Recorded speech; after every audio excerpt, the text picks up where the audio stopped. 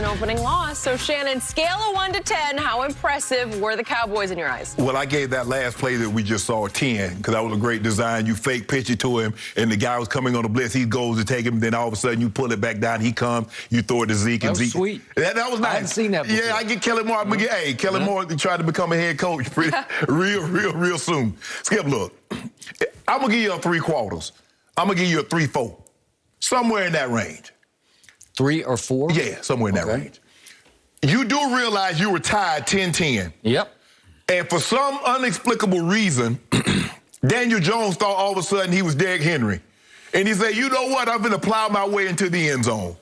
He goes helmet to helmet, and he's staggering around the ring like Wilder was on Saturday night. First play made by Jabril Cox, their 4th-round pick. Yes. Right? And again, the helmet-to-helmet was initiated by Daniel Jones, yes. Okay. So that was a 10-10. And then the Giants, you lose your quarterback. You lose Saquon, just can't catch a break. Can't catch a break. Can't catch a break. Yep. And then all your receivers go down. You lose your offensive line. Galladay lost. Galladay, Shepard's gone. And Slayton's gone. Okay, got it.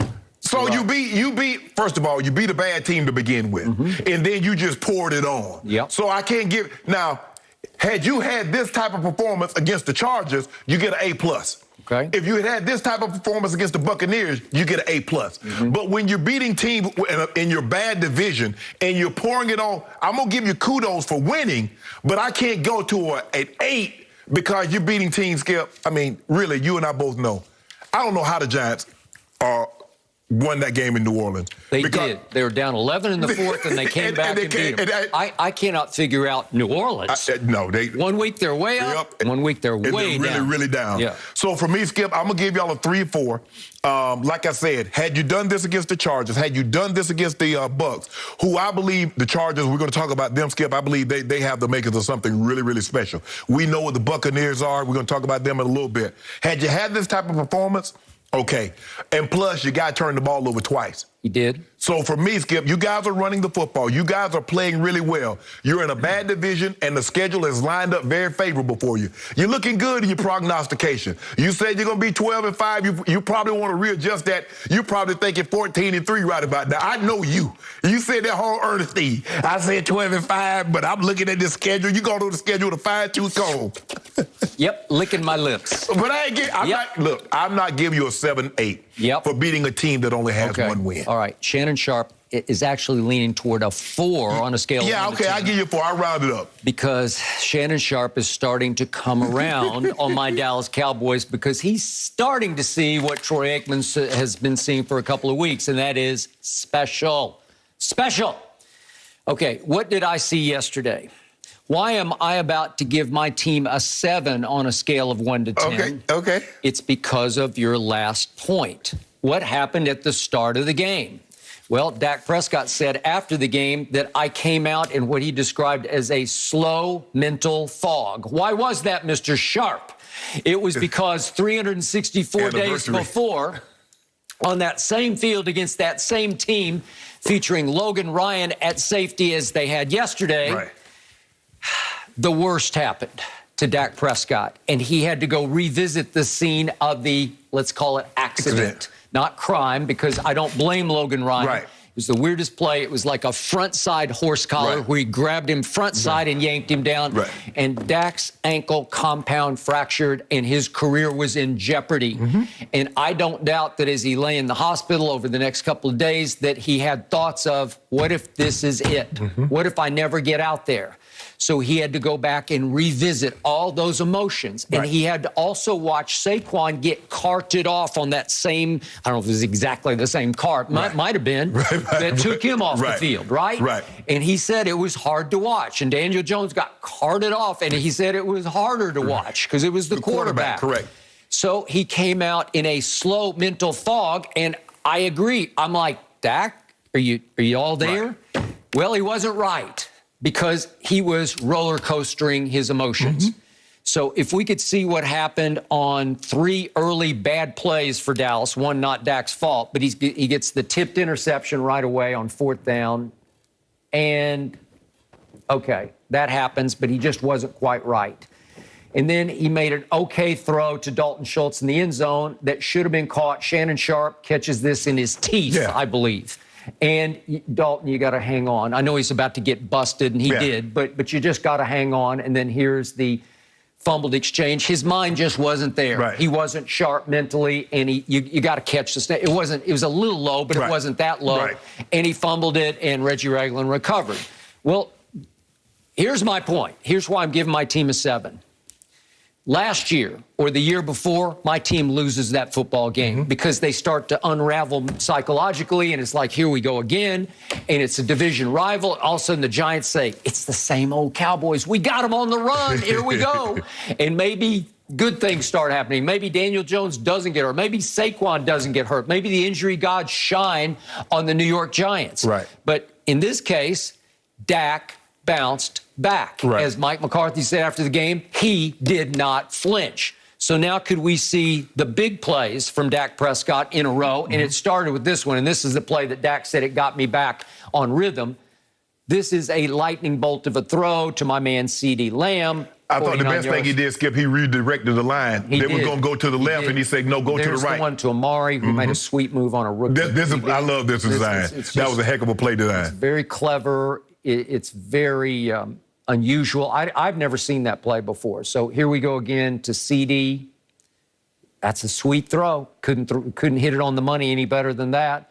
Mari had made a move and just left the safety in his wake, and then a little fake toss, and then swing pass, and Zeke high steps it in, and that was a killer. That put them up 24-13. And then, speaking of Zeke, one more play that did not obviously involve Dak Prescott. This is sleek Zeke freaking again, the way he did in 2016. He's starting to look 2016-ish right here. This is where I smell blood, I smell pay dirt, and I'm going to beat you to the pylon, and he's moving and grooving better than he has for 3 years, to me. But, Skip, you got to give it credit. The offensive line looks a lot better this year than it looked last year, because Zeke was getting hit in the backfield last year. Zeke ain't getting touched till he's like 4 or 5 yards down the field. And he's running to Terrence Steele's side on that one, so Lyle Collins is due back soon, but Terrence Steele has held down that fort pretty well. He had a couple penalties yesterday, but still, I think he's played at a very high level. Yeah, but you hadn't called his name on pass protection. No, you have not. So all of a sudden, they are second in the league in rushing. Yes. I didn't see that coming. No, I didn't see that coming. All of a sudden, they're all the way up to under Dak Prescott at quarterback. They're now 28-0 when they run it more than they throw it. Right. And yesterday, once again, they just, imposed their running will on the New York Giants. Now they're headed to Foxborough. Can they impose their running will on the Patriots? They will try. Yes. Will Belichick be able to take that away and make Dak beat him with, from the pocket? Right. I'm cool with that if you can do it, because that's what happened on the opening night. That was the only time where they went 58 passes to only 18 runs, because nobody can run on Tampa. Well, Skip, you got to take something away. Yep. You got to take, right now, Dallas is doing whatever they want. They're getting whatever they want, whenever they want. It does not matter. You can't let a team run for 200 and let the quarterback throw for a high completion percentage with over 250 yards. You got to say, look, you might throw for 350 from the pocket, but we're not going to let you run the football like you're running the football. And when that team can run it 39 attempts for 201, over 5 yards a carry, and Dak is 22 or 32 for 300, you're not beating a team that can do it like that. It's just hard to do. The Dallas Cowboys haven't done that 300, 200, since week 7 of 1983. Yes. That's how long it's been since they had a 300 passing. Now think about that now. They won 3 Super Bowls in the 90s. And they never had, even with Emmett, Troy, and Mike, and that offensive line is Skip. You know that offensive line can move people. But that was more of a running team. Yes. This is a combo team. This team can beat you both ways and can beat you dramatically. Right. Can explode on you running and or throwing. Well, right now they're getting whatever they want. Okay, now let's look at defense. I just want to make the point. We're going to talk about it in a little while here on the show. The Cleveland Browns at Chargers, you brought up the Chargers a little while ago. Right. The Cleveland Browns gave up 26 points in the fourth quarter. 26 points that's absurd. At Chargers? It has a lot to do with Justin Herbert, who gets better by the throw.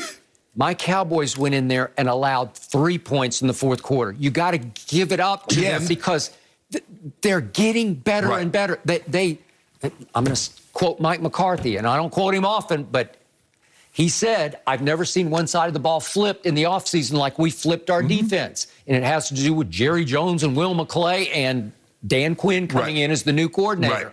You saw coming before I did. It just has a new spirit, a new energy, and all of a sudden, Trevon Diggs is playing like the best cornerback in pro football. He is. That's not. He had another pick yesterday. If we could see that, please. This is his 9th interception in his last 10 games, if we date back to last year. He does something. And he's just tracking this one. Watch how he bumps the receiver. He bumps the receiver like he's the receiver bumping a DB. Well, he turned in the receiver, and his big brother can flat out catch it for the Buffalo Bills. And I was just joking yesterday, but just sort of half joking. He might make the Pro Bowl as a receiver and a cornerback at the pace he's going, because he just turns into the receiver. As soon as Glennon threw that ball up, it's like, oh, thank you. I got this. You don't got this. This is my ball. And Skip, back to your point about the Chargers, it just goes to show you now, and you think about it, they won 20. Now look at what Dallas is scoring. They're averaging about 35, 36 points a game, and the Chargers held them to 16. So this is why I said, Skip, I would have given them, had they did this to the Chargers, because I believe the Chargers are very good. I think you're starting to come around to see that the Chargers are offensively, to go get 47, and they got it so easy. It was like, boom, boom, boom, boom. And that kid Herbert. But Skip, hey, and little Eckler, he's just unstoppable. Like, he can catch it and he can run it. And those receivers and those tight ends. They got an offensive line is solid. But Skip, the Cowboys, look, I'm going to give the Cowboys,